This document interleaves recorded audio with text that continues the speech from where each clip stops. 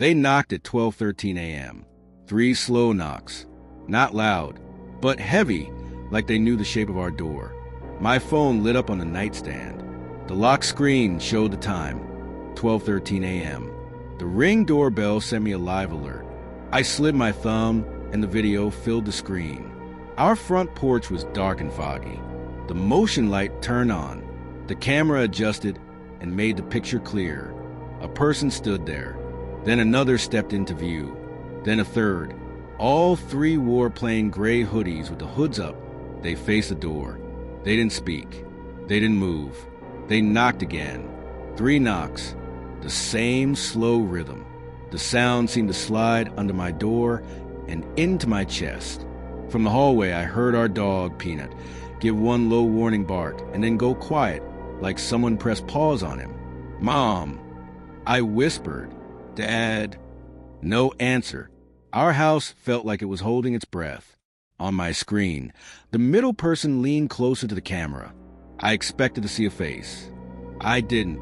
The hood shadow was too deep, too smooth, like the person inside was only a blank shape. The figure tilted its head, as if it was listening to my heartbeat. The doorknob clicked. It moved a tiny bit on its own. I jumped out of bed and ran for the hallway. That's when the porch speaker crackled through the ring.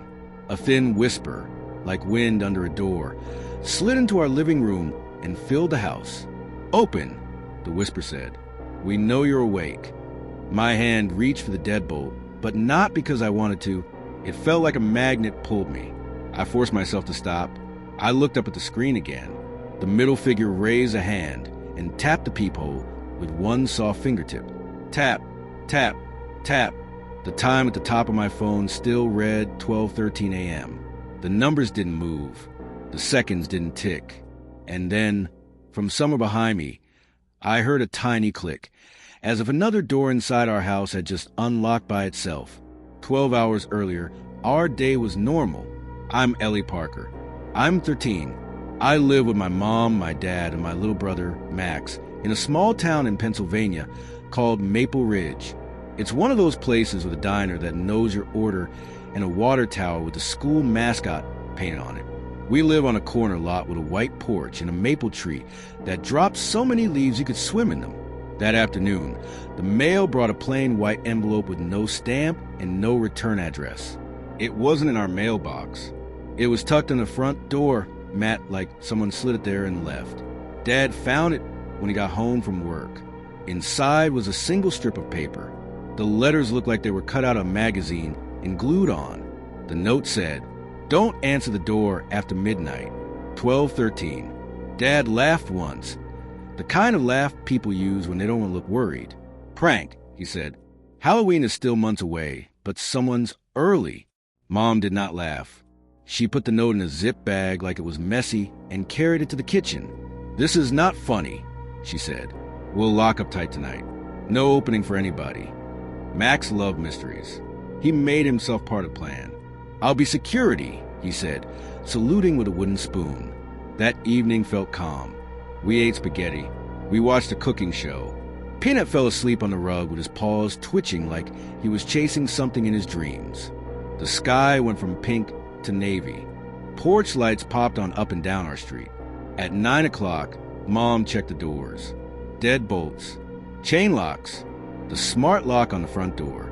She made sure the Ring doorbell was charged and connected. Dad set the alarm system and showed us the blue light on the panel. "If anyone opens a door or window," he said, "this screams." I went to my room and scrolled on my phone. After a while, I put it down and just listened. Houses make small sounds when they settle tiny clicks in size. Ours sounded normal.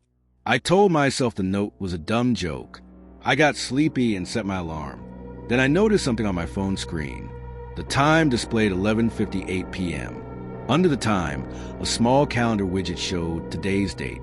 The date blinked once and then went still as if the phone had stuttered. I shrugged. Tech glitches happen. At 12:03 a.m., a wind came up.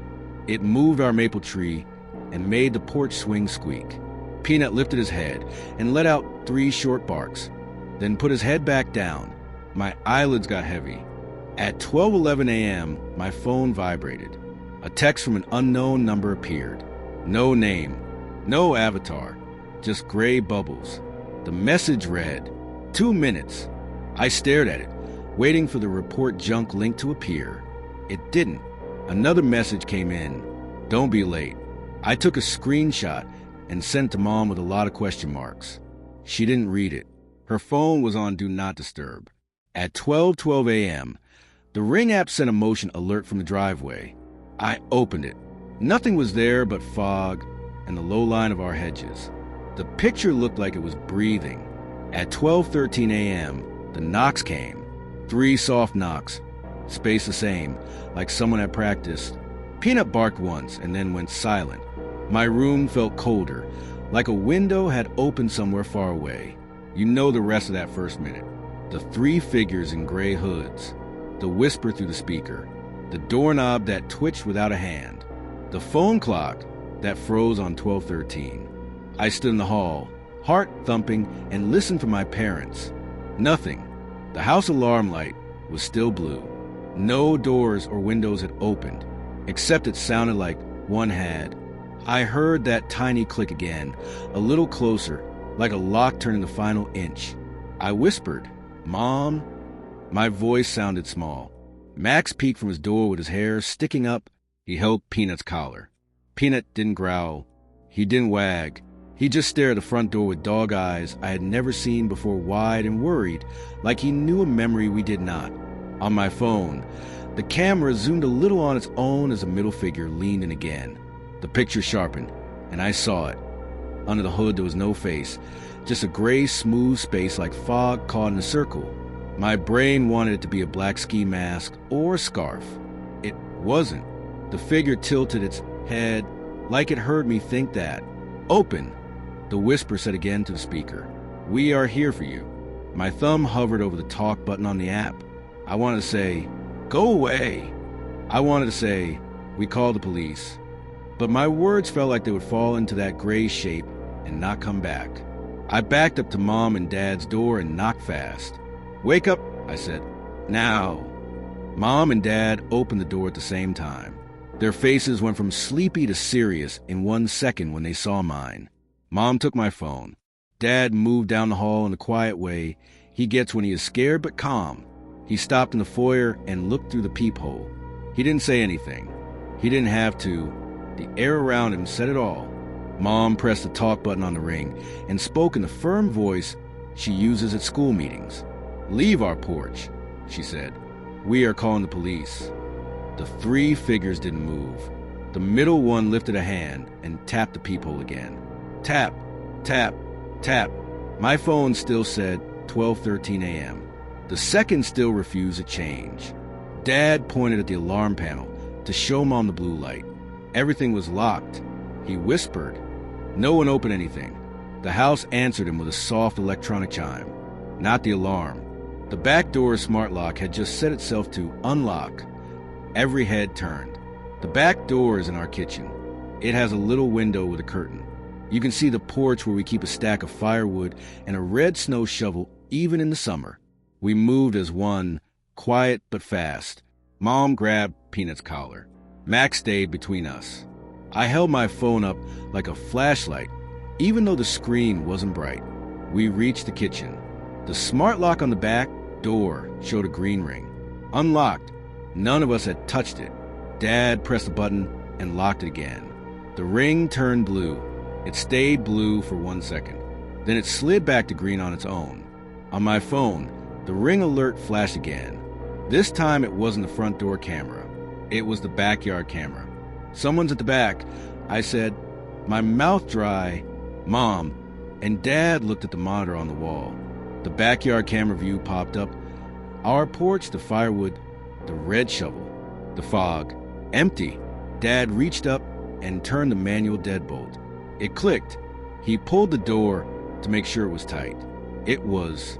Then something knocked on the inside of the door. 3 slow knocks. From our side, Peanut whimpered and went flat on the floor like he wanted to sink into it. The green ring on the lock lit again even though Dad still held the bolt. The digital time on the microwave, the stove, and my phone all read the same frozen minute. 12:13. The house was so quiet I could hear Max breathing fast. The inside knocks came again. The wood under Dad's hand trembled with each soft thud. "Step back," Dad said, voice low.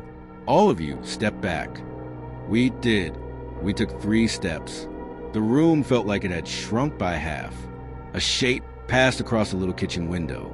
Not outside, inside the glass, like a shadow trapped between layers. The curtain brushed the glass even though there was no breeze. The back door knob turned a 1/4 inch against the deadbolt, like someone on our side was testing it.